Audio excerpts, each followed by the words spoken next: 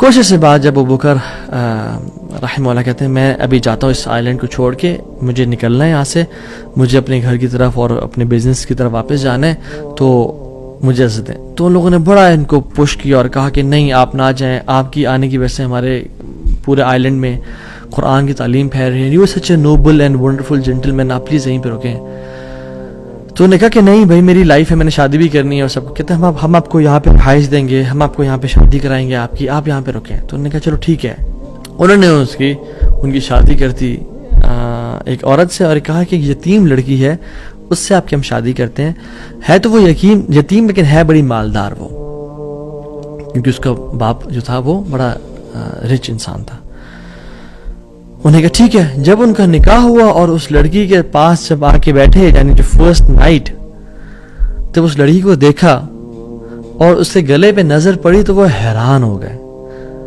یہ دیکھے کہ جو مکہ کی گلیوں میں ان کو جو ایک نیکلس ملا تھا وہ اس لڑکی نے اپنے گلے میں پہنا ہوا ہے. وہ بڑے حیران اور پریشان ہو گئے. کچھ ٹائم بعد جب لوگوں نے پوچھا سب معاملات ٹھیک ہیں, سب سیٹ ہے, کوئی مسئلہ پریشانی تو نہیں, کہتے ہیں کہ سب ٹھیک ہے الحمدللہ. ایک چیز میرے ذہن میں ہے جو جس کا جواب نہیں ملا مجھے.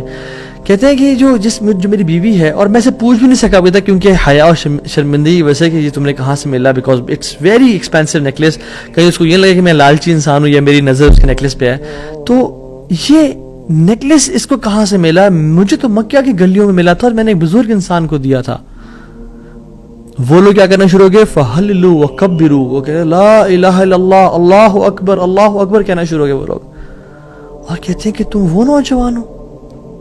کہتے ہیں کہ اس کا باپ جو اس علاقے کا ایک بڑا انسان تھا, وہ ہمارے پورے اس علاقے میں ایک کہانی سنایا کرتا تھا کہ ایک شخص مجھے ملا, اس شخص سے زیادہ نیک انسان میں نے آج تک نہیں دیکھا, اس سے زیادہ امانت دار شخص میں نے آج تک نہیں دیکھا.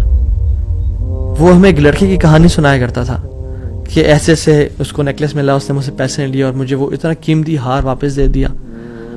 اور وہ باپ اللہ کا نہیں, وہ دعا کیا کرتا کہ یا رب میری بیٹی کی شادی اس بندے سے کروا دے یا رب جس نے مجھے وہ ہار ڈھونڈ کے دیا تھا.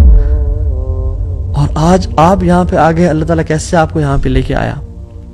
اور وہ بڑا حیران ہوئے کہ سبحان اللہ, کس طرح سے انہوں نے ہار اللہ کے لیے دیا اور اس کا اجر صرف اللہ سے کی امید رکھی, اور اللہ تعالیٰ نے کہاں سے لا کے ان کو یہاں پہ ان کی شادی کروائی اور ان کی لائف کو سیٹل کیا, اور ہار بھی ان کو واپس لوٹا دیا. اور سبحان اللہ انہوں نے کتنے دینار کو دھتکارا تھا اور ریجیکٹ کیا تھا, 500 دینار کو. کہتے ہیں کہ مجھے ایک ٹائم میں لائف کے ہمیں ضرورت پڑی ہسبینڈ وائف کو, تو ہم نے کہا کہ اس ہار کو بیچ دیتے ہیں. جب اس ہار کو ہم نے بیچا تو اس کے 5 لاکھ دینار ہمیں ملے, 5 لاکھ دینار اس کو ملے. یعنی سبحان اللہ 500 کو انکار کیا اور اللہ تعالیٰ نے 5 لاکھ دینار واپس کر دیے. ہار بھی دے دیا, ہار والی بھی دے دی, سیٹل بھی کر دیا لائف کو.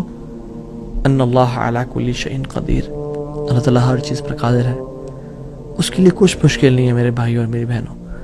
آپ کی لائف میں پریشانیاں ہیں, مشکلات ہیں, زندگی تنگ ہے, آپ اللہ کو اس کے ناموں سے پکاریں, آپ اپنی نیت ٹھیک کریں, آپ اپنے اجر کا سوال لوگوں سے نہ کریں, صرف اللہ سے امید رکھیں, پھر دیکھیں آپ کی زندگی کس طرح سے آسان ہوتی ہے.